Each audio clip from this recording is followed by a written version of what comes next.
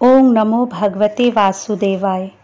दोस्तों, हमने श्रीमद् भागवत महापुराण के पंचम स्कंद के 14वें अध्याय तक का अब तक पाठन और श्रवण कर लिया है। आज हम इसके आगे बढ़ते हैं। 15वां अध्याय, भरत के वंश का वर्णन। श्री सुखदेव जी कहते हैं, राजन, भरत जी का पुत्र सुमति था। यह पहले कहा जा चुका है। उसने ऋषभ देव जी के मार्ग का अनुसरण किया, इसीलिए कलयुग में बहुत से पाखंडी अनार्य पुरुष अपनी दुष्ट बुद्धि से वेद विरुद्ध कल्पना करके उसे देवता मानेंगे। उसकी पत्नी वृद्धसेना से देवताजित नामक पुत्र हुआ। देवताजित के असुरी के गर्भ से देवद्युम्न, देवद्युम्न के धेनुमति से परमेष्ठी और उसके सुवर्चला के गर्भ से प्रतीह नाम का पुत्र हुआ। इसने अन्य पुरुषों को आत्मविद्या का उपदेश कर स्वयं शुद्ध चित्त होकर परम पुरुष श्री नारायण का साक्षात अनुभव किया था। प्रतीह की भार्या सुवर्चला के गर्भ से प्रतिहर्ता, प्रस्तोता और उद्गाता नाम के 3 पुत्र हुए। ये यज्ञ आदि कर्मों में बहुत निपुण थे। इनमें प्रतिहर्ता की भार्या स्तुति थी। उसके गर्भ से अज और भूमा नाम के 2 पुत्र हुए।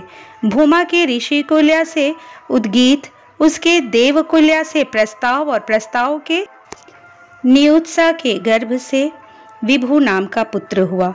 विभु के रति के उदर से पृथुषेण, पृथुषेण के आकुति से नक्त और नक्त के द्रुति के गर्भ से उदार कीर्ति राजर्षि प्रवर गय का जन्म हुआ। ये जगत की रक्षा के लिए सत्व गुण को स्वीकार करने वाले साक्षात भगवान विष्णु के अंश माने जाते थे।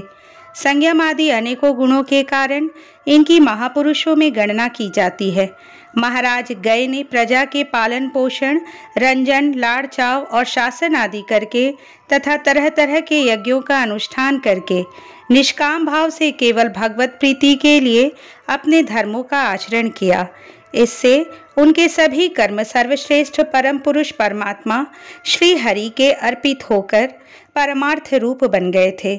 इससे तथा ब्रह्मवेत्ता महापुरुषों के चरणों की सेवा उन्हें भक्ति योग की प्राप्ति हुई। तब निरंतर भगवत चिंतन करके उन्होंने अपना चित्त शुद्ध किया और देहादि अनात्म वस्तुओं से अहंग भाव हटाकर वे अपने आत्मा को ब्रह्म रूप अनुभव करने लगे। यह सब होने पर भी वे निराभिमान होकर पृथ्वी का पालन करते रहे। परीक्षित, प्राचीन इतिहास को जानने वाले महात्माओं ने राजर्षि गय के विषय में यह गाथा कही है। अहो, अपने कर्मों से महाराज गय की बराबरी और कौन राजा कर सकता है। वे साक्षात भगवान की कला ही थे।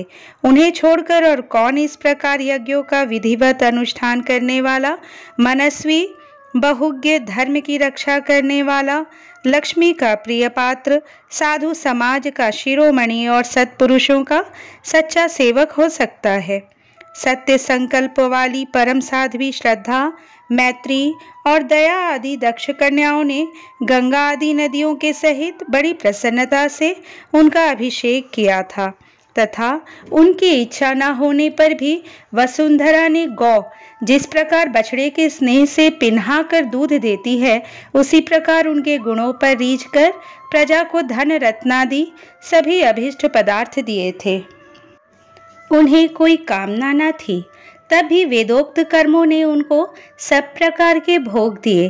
राजाओं ने युद्धस्थल में उनके बाणों से सत्कृत होकर नाना प्रकार की भेंटें दी तथा ब्राह्मणों ने दक्षिणादि धर्म से संतुष्ट होकर उन्हें परलोक में मिलने वाले अपने धर्म फल का 6ठा अंश दिया। उनके यज्ञ में बहुत अधिक सोमपान करने से इंद्र उन्मत्त हो गए थे तथा उनके अत्यंत श्रद्धा तथा विशुद्ध और निश्चल भक्ति भाव से समर्पित किए हुए यज्ञ फल को भगवान यज्ञ पुरुष ने साक्षात प्रकट होकर ग्रहण किया था, जिनके तृप्त होने से ब्रह्मा जी से लेकर देवता, मनुष्य, पशु, पक्षी, वृक्ष एवं तृण पर्यंत सभी जीव तत्काल तृप्त हो जाते हैं।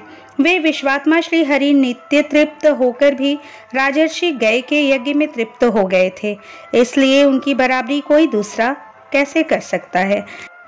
महाराज गय के गयंती के गर्भ से चित्ररथ, सुगति और अवरोधन नामक 3 पुत्र हुए। उनमें चित्ररथ की पत्नी ऊर्णा से सम्राट का जन्म हुआ। सम्राट के उत्कला से मरीचि और मरीचि के बिंदुमती से बिंदुमान नामक पुत्र हुआ। उसके सरघा से मधु, मधु के सुमना से वीरव्रत और वीरव्रत के भोजा से मंथु और प्रमंथु नाम के 2 पुत्र हुए। उनमें से मंथु के सत्या के गर्भ से भौवन, भौवन के दूषणा के उदर से त्वष्टा, त्वष्टा के विरोचना से विरज और वीरज के विशुचि नाम की भार्या से शतजित आदि 100 पुत्र और 1 कन्या का जन्म हुआ। विरज के विषय में यह श्लोक प्रसिद्ध है। जिस प्रकार भगवान विष्णु देवताओं की शोभा बढ़ाते हैं, उसी प्रकार इस प्रिय व्रत वंश को इसमें सबसे पीछे उत्पन्न हुए राजा विरज ने अपने सुयश से विभूषित किया था। इस प्रकार श्रीमद् भागवत महापुराण के 5वें स्कंध का प्रिय व्रत वंशानुकीर्तन नामक 15वां अध्याय संपूर्ण हुआ। 16वां अध्याय भुवन कोश का वर्णन।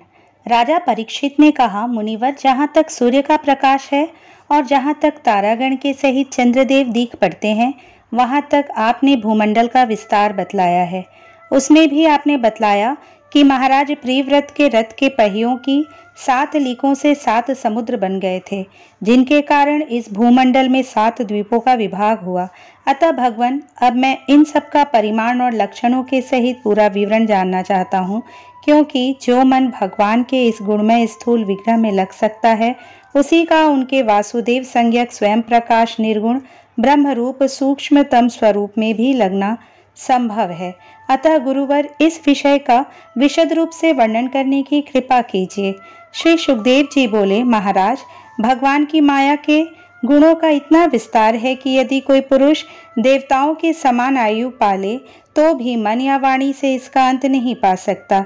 इसलिए हम नाम, रूप, परिमाण और लक्षणों के द्वारा मुख्य मुख्य बातों को लेकर ही इस भूमंडल की विशेषताओं का वर्णन करेंगे। यह जम्बू द्वीप जिसमें हम रहते हैं, भूमंडल रूप कमल के कोश स्थानीय जो 7 द्वीप हैं, उनमें सबसे भीतर का कोश है। इसका विस्तार 1 लाख योजन है और यह कमल पत्र के समान गोलाकार है। इसमें 9-9 हजार योजन विस्तार वाले 9 वर्ष हैं, जो इनकी सीमाओं का विभाग करने वाले 8 पर्वतों से बटे हुए हैं। इनके बीचों बीच इलावृत नाम का 10वां वर्ष है, जिसके मध्य में कुल पर्वतों का राजा मेरु पर्वत है। वह मानो भूमंडल रूप कमल की कर्णिका ही है। वह ऊपर से नीचे तक सारा का सारा सुवर्णमय है और 1 लाख योजन ऊंचा है। उसका विस्तार शिखर पर 32,000 और तलहटी में 16,000 योजन है तथा 16,000 योजन ही वह भूमि के भीतर घुसा हुआ है, अर्थात भूमि के बाहर उसकी ऊंचाई 84,000 योजन है। इलावृत वर्ष के उत्तर में क्रमशः नील, श्वेत और श्रृंगवान नाम के 3 पर्वत है, जो रम्यक, हिरण्यमय और कुरु नाम के वर्षों की सीमा बांधते हैं। वे पूर्व से पश्चिम तक खारे पानी के समुद्र तक फैले हुए हैं। उनमें से प्रत्येक की चौड़ाई 2000 योजन है तथा लंबाई में पहले की अपेक्षा पिछला क्रमशः दशमांश से कुछ अधिक कम है। चौड़ाई और ऊंचाई तो सभी की समान है। इस प्रकार इलावर्त के दक्षिण की ओर एक के बाद एक निषेध, हेमकूट और हिमालय नाम के 3 पर्वत है। नीलादि पर्वतों के समान ये भी पूर्व पश्चिम की ओर फैले हुए हैं और 10-10 हजार योजन ऊंचे हैं। इनसे क्रमशः हरिवर्ष, किम पुरुष और भारत वर्ष की सीमाओं का विभाग होता है। इलावृत के पूर्व और पश्चिम की ओर उत्तर में नील पर्वत और दक्षिण में निषद पर्वत तक फैले हुए गंधमादन और माल्यवान नाम के 2 पर्वत हैं। इनकी चौड़ाई 2-2 हजार योजन है और ये भद्राश्व एवं केतुमाल नामक 2 वर्षों की सीमा निश्चित करते हैं। इनके सिवा मंदर, मेरु मंदर, सुपार्श्व और कुमुद ये 4-10-10 हजार योजन ऊंचे और उतने ही चौड़े पर्वत मेरु पर्वत की आधारभूता थूनियों के समान बने हुए हैं। इन चारों के ऊपर इनकी ध्वजाओं के समान क्रमशः आम, जामुन, कदम्ब और बड़ के 4 पेड़ हैं। इनमें से प्रत्येक 1100 योजन ऊंचा है और इतना ही इनकी शाखाओं का विस्तार है। इनकी मोटाई 100 योजन है। भरत श्रेष्ठ, इन पर्वतों पर 4 सरोवर भी है, जो क्रमशः दूध, मधु, ईख के रस और मीठे जल से भरे हुए हैं। इनका सेवन करने वाले यक्ष, किन्नर आदि उपदेवों को स्वभाव से ही योग सिद्धियां प्राप्त है। इन पर क्रमशः नंदन, चैत्ररथ, वैभ्राजक और सर्वतोभद्र नाम के 4 दिव्य उपवन भी हैं। इनमें प्रधान प्रधान देवगण अनेकों सुर सुंदरियों के नायक बनकर साथ साथ विहार करते हैं। उस समय गंधर्वादी उपदेवगण इनकी महिमा का बखान किया करते हैं। मंदराचल की गोद में जो 1100 योजन ऊंचा देवताओं का आम्र वृक्ष है, उससे गिरिश शिखर के समान बड़े बड़े और अमृत के समान स्वादिष्ट फल गिरते हैं। वे जब फटते हैं तब उनसे बड़ा सुगंधित और मीठा लाल लाल रस बहने लगता है। वही अरुणोदा नाम की नदी में परिणत हो जाता है।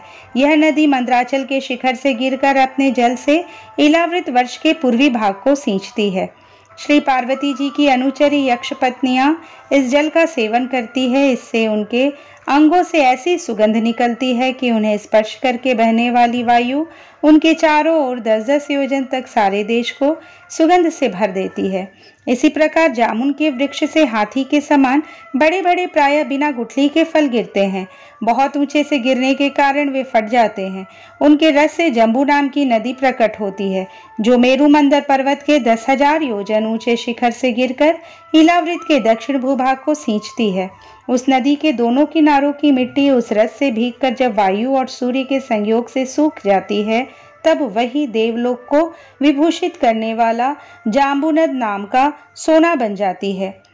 इसे देवता और गंधर्वादी अपनी तरुणी स्त्रियों के सहित मुकुट, कंकण और करधनी आदि आभूषणों के रूप में धारण करते हैं।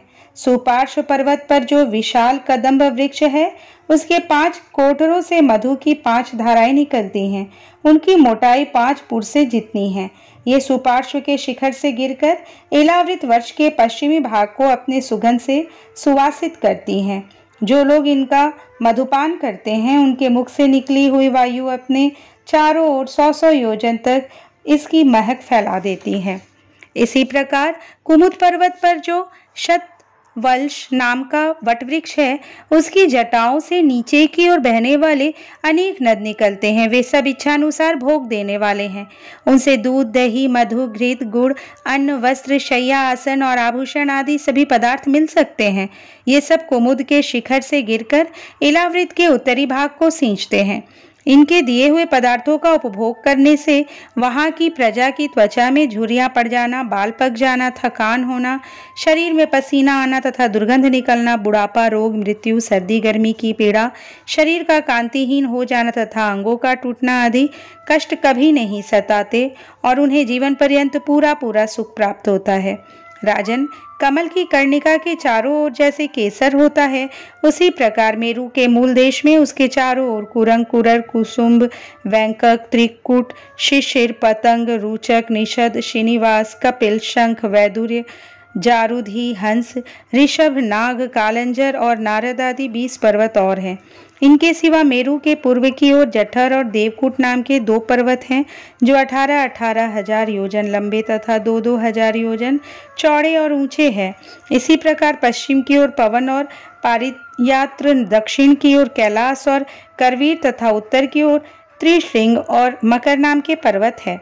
इन 8 पहाड़ों से चारों ओर घिरा हुआ सुवर्णगिरी मेरु अग्नि के समान जगमगाता रहता है। कहते हैं मेरु के शिखर पर बीचों बीच भगवान ब्रह्मा जी की सुवर्णमयी पुरी है, जो आकार में समचौरस तथा करोड़ योजन विस्तार वाली है। उसके नीचे पूर्वादि 8 दिशा और उपदिशाओं में उनके अधिपति इंद्रादि 8 लोकपालों की 8 पुरियां हैं। वे अपने अपने स्वामी के अनुरूप उन्हीं दिशाओं में है तथा परिमाण में ब्रह्मा जी की पुरु से चौथाई है। इस तरह श्रीमद् भागवत महापुराण के 5वें स्कंध का भुवन कोश वर्णन नामक 16वां अध्याय संपूर्ण हुआ। 17वां अध्याय गंगा जी का विवरण और भगवान शंकर कृत संकर्षण देव की स्तुति। श्री सुखदेव जी कहते हैं, राजन, जब राजा बलि की यज्ञशाला में साक्षात यज्ञ मूर्ति भगवान विष्णु ने त्रिलोकी को नापने के लिए अपना पैर फैलाया, तब उनके बाएं पैर के अंगूठे के नख से ब्रह्मांड कटाह का ऊपर का भाग फट गया। उस छिद्र में होकर जो ब्रह्मांड से बाहर के जल की धारा आई, वह उस चरण कमल को धोने से, उसमें लगी हुई केसर के मिलने से लाल हो गई। उस निर्मल धारा का स्पर्श होते ही संसार के सारे पाप नष्ट हो जाते हैं, किंतु वह सर्वथा निर्मल ही रहती है। पहले किसी और नाम से न पुकार कर उसे भगवत पदी ही कहते थे। वह धारा हजारों युग बीतने पर स्वर्ग के शिरोभाग में स्थित ध्रुव लोक में उतरी, जिसे विष्णुपद भी कहते हैं। वीरव्रत परीक्षित उस ध्रुवलोक में उतानपाद के पुत्र परम भागवत ध्रुव जी रहते हैं। वे नित्य प्रति बढ़ते हुए भगवत भक्ति से यह हमारे कुल देवता का चरणोदक है ऐसा मानकर आज भी उस जल को बड़े आदर से सिर पर चढ़ाते हैं। उस समय प्रेमावेश के कारण उनका हृदय अत्यंत गदगद हो जाता है। उत्कंठावश बरबस मुंदे हुए दोनों नयन कमलों से निर्मल आंसुओं की धारा बहने लगती है और शरीर में रोमांच हो आता है। इसके पश्चात आत्मनिष्ठ सप्तर्षि गण उनका प्रभाव जानने के कारण यही तपस्या की आत्यंतिक सिद्धि है ऐसा मानकर उसे आज भी इस प्रकार आदरपूर्वक अपने जटाजूट पर वैसे ही धारण करते हैं जैसे मुमुक्षुजन प्राप्त हुई मुक्ति को। ये बड़े ही निष्काम है। सर्वात्मा भगवान वासुदेव की निश्चल भक्ति को ही अपना परम धन मानकर इन्होंने अन्य सभी कामनाओं को त्याग दिया है। यहाँ तक कि आत्मज्ञान को भी ये उसके सामने कोई चीज नहीं समझते। वहां से गंगा जी करोड़ों विमानों से घिरकर आकाश में होकर उतरती हैं और चंद्रमंडल को आप्लावित करती मेरु के शिखर पर ब्रह्मपुरी में गिरती है। वहाँ ये सीता, अलकनंदा, चक्षु और भद्रा नाम से 4 धाराओं में विभक्त हो जाती हैं तथा अलग अलग चारों दिशाओं में बहती हुई अंत में नद नदियों के अधीश्वर समुद्र में गिर जाती है।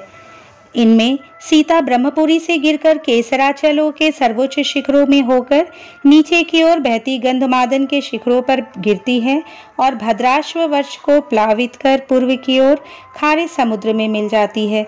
इसी प्रकार चक्षु माल्यवान के शिखर पर पहुंचकर वहां से बेरोक टोक केतु मालवर्ष में बहती पश्चिम की ओर क्षार समुद्र में जा मिलती है। भद्रा मेरु पर्वत के शिखर से उत्तर की ओर गिरती है तथा एक पर्वत से दूसरे पर्वत पर जाती अंत में श्रृंगवान के शिखर से गिरकर उत्तर कुरु देश में होकर उत्तर की ओर बहती समुद्र में मिल जाती है। अलकनंदा ब्रह्मपुरी से दक्षिण की ओर गिरकर अनेकों गिरि शिखरों को लांघती हेमकूट पर्वत पर पहुंचती है। वहां से अत्यंत तीव्र वेग से हिमालय के शिखरों को चीरती हुई भारतवर्ष में आती है और फिर दक्षिण की ओर समुद्र में जा मिलती है। इसमें स्नान करने के लिए आने वाले पुरुषों को पद पद पर अश्वमेध और राजसूय आदि यज्ञों का फल भी दुर्लभ नहीं है। प्रत्येक वर्ष में मेरु आदि पर्वतों से निकली हुई और भी सैकड़ों नद नदियां हैं। इन सब वर्षों में भारतवर्ष ही कर्म भूमि है। शेष 8 वर्ष तो स्वर्गवासी पुरुषों के स्वर्ग भोग से बचे हुए पुण्यों को भोगने के स्थान है, इसलिए इन्हें भूलोक के स्वर्ग भी कहते हैं। वहाँ के देवतुल्य मनुष्यों की मानवीय गणना के अनुसार 10,000 वर्ष की आयु होती है। उनमें 10,000 हाथियों का बल होता है तथा उनके वज्र सदृश सुदृढ़ शरीर में जो शक्ति, यौवन और उल्लास होता है, उनके कारण वे बहुत समय तक मैथुन आदि विषय भोगते रहते हैं। अंत में जब भोग समाप्त होने पर उनकी आयु का केवल 1 वर्ष रह जाता है, तब उनकी स्त्रियां गर्भधारण करती है। इस प्रकार जहाँ सर्वदा त्रेता युग के समान समय बना रहता है, वहाँ ऐसे आश्रम, भवन और वर्ष, पर्वतों की घाटियां हैं जिनके सुंदर वन उपवन सभी ऋतुओं के फूलों के गुच्छे, फल और नूतन पल्लवों की शोभा के भार से झुकी हुई डालियों और लताओं वाले वृक्षों से सुशोभित हैं। वहाँ निर्मल जल से भरे हुए ऐसे जलाशय भी हैं जिनमें तरह तरह के नूतन कमल खिले रहते हैं और उन कमलों की सुगंध से प्रमुदित होकर राजहंस, जलमुर्ग, कारंडव, सारस और चकवा आदि पक्षी तरह तरह की बोली बोलते तथा विभिन्न जाति के मत वाले भौरे मधुर मधुर गुंजार करते रहते हैं। इन आश्रमों, भवनों, घाटियों तथा जलाशयों में वहाँ के देवेश्वर गण परम सुंदरी देवांगनाओं के साथ उनके कामोन्माद सूचक हास, विलास और लीला कटाक्षों से मन और नेत्रों के आकृष्ट हो जाने के कारण जल क्रीड़ादि नाना प्रकार के खेल करते हुए स्वच्छंद विहार करते हैं तथा उनके प्रधान प्रधान अनुचरगण अनेक प्रकार की सामग्रियों से उनका आदर सत्कार करते रहते हैं। इन 9 वर्षों में परम पुरुष भगवान नारायण वहाँ के पुरुषों पर अनुग्रह करने के लिए इस समय भी अपनी विभिन्न मूर्तियों से विराजमान रहते हैं। इलावृत वर्ष में एकमात्र भगवान शंकर ही पुरुष हैं। श्री पार्वती जी के शाप को जानने वाला कोई दूसरा पुरुष वहां प्रवेश नहीं करता, क्योंकि वहां जो जाता है वही स्त्री रूप हो जाता है। इस प्रसंग का हम आगे वर्णन करेंगे। वहां पार्वती एवं उनकी अरबों खरबों दासियों से सेवित भगवान शंकर परम पुरुष परमात्मा की वासुदेव, प्रद्युम्न, अनिरुद्ध और संकर्षण संज्ञक चतुर्व्यूह मूर्तियों में से अपनी कारण रूपा संकर्षण नाम की तमह प्रधान चौथी मूर्ति का ध्यान स्थित मनोमय विग्रह के रूप में चिंतन करते हैं और इस मंत्र का उच्चारण करते हुए इस प्रकार स्तुति करते हैं। भगवान शंकर कहते हैं, ओम, जिनसे सभी गुणों की अभिव्यक्ति होती है, उन अनंत और अव्यक्त मूर्ति ओंकार स्वरूप परम पुरुष श्री भगवान को नमस्कार है। भजनीय प्रभु, आपके चरण कमल भक्तों को आश्रय देने वाले हैं तथा आप स्वयं संपूर्ण ऐश्वर्यों के परम आश्रय हैं। भक्तों के सामने आप अपना भूत भावन स्वरूप पूर्णतया प्रकट कर देते हैं तथा उन्हें संसार बंधन से भी मुक्त कर देते हैं, किंतु अभक्तों को उस बंधन में डालते रहते हैं। आप ही सर्वेश्वर हैं। मैं आपका भजन करता हूँ प्रभु। हम लोग क्रोध के आवेग को नहीं जीत सके हैं तथा हमारी दृष्टि तत्काल पाप से लिप्त हो जाती है, परंतु आप तो संसार का नियमन करने के लिए निरंतर साक्षी रूप से उसके सारे व्यापारों को देखते रहते हैं। तथापि हमारी तरफ आपकी दृष्टि पर उन माइक विषयों तथा चित्त की वृत्तियों का नाम मात्र को भी प्रभाव नहीं पड़ता। ऐसी स्थिति में अपने मन को वश में करने की इच्छा वाला कौन पुरुष आपका आदर ना करेगा? आप जिन पुरुषों को मधु आस्वादी पान के कारण अरुण नयन और मतवाले जान पड़ते हैं, वे माया के वशीभूत होकर ही ऐसा मिथ्या दर्शन करते हैं तथा आपके चरण स्पर्श से ही चित्त चंचल हो जाने के कारण नाग पत्नियां लज्जावश आपकी पूजा करने में असमर्थ हो जाती हैं। वेद मंत्र आपको जगत की उत्पत्ति, स्थिति और लय का कारण बताते हैं, परंतु आप स्वयं इन तीनों विकारों से रहित है, इसलिए आपको अनंत कहते हैं। आपके सहस्र मस्तकों पर यह भूमंडल सरसों के दाने के समान रखा हुआ है। आपको तो यह भी नहीं मालूम होता कि वह कहाँ स्थित है। जिनसे उत्पन्न हुआ मैं अहंकार रूप अपने त्रिगुणमय तेज से देवता, इंद्रिय और भूतों की रचना करता हूँ। वे विज्ञान के आश्रय भगवान ब्रह्मा जी भी आपके ही महतत्व संज्ञक प्रथम गुणमय स्वरूप हैं। महात्मन, महतत्व, अहंकार, इंद्रियाभिमानी देवता, इंद्रियां और पंचभूत आदि हम सभी डोरी में बंधे हुए पक्षी के समान आपकी क्रिया शक्ति के वशीभूत रहकर आपकी ही कृपा से इस जगत की रचना करते हैं। सत्वादि गुणों की सृष्टि से मोहित हुआ यह जीव आपकी ही रची हुई तथा कर्म बंधन में बांधने वाली माया को तो कदाचित जान भी लेता है, किंतु उससे मुक्त होने का उपाय उसे सुगमता से नहीं मालूम होता। इस जगत की उत्पत्ति और प्रलय भी आपके ही रूप हैं। ऐसे आपको मैं बार बार नमस्कार करता हूँ। इस तरह श्रीमद् भागवत महापुराण के पंचम स्कंद का 17वां अध्याय संपूर्ण हुआ। दोस्तों, कल हम इसके आगे के अध्याय का पठन और श्रवण करेंगे। दोस्तों, ये आपका ही चैनल है, कृपा करके इसे अपना प्यार और सपोर्ट दीजिएगा। यदि ये वीडियो आपको अच्छी लगी हो तो प्लीज़ इसे लाइक कीजिएगा, शेयर कीजिएगा और अगर इस चैनल को अब तक सब्सक्राइब नहीं किए तो प्लीज़ सब्सक्राइब कर लीजिएगा।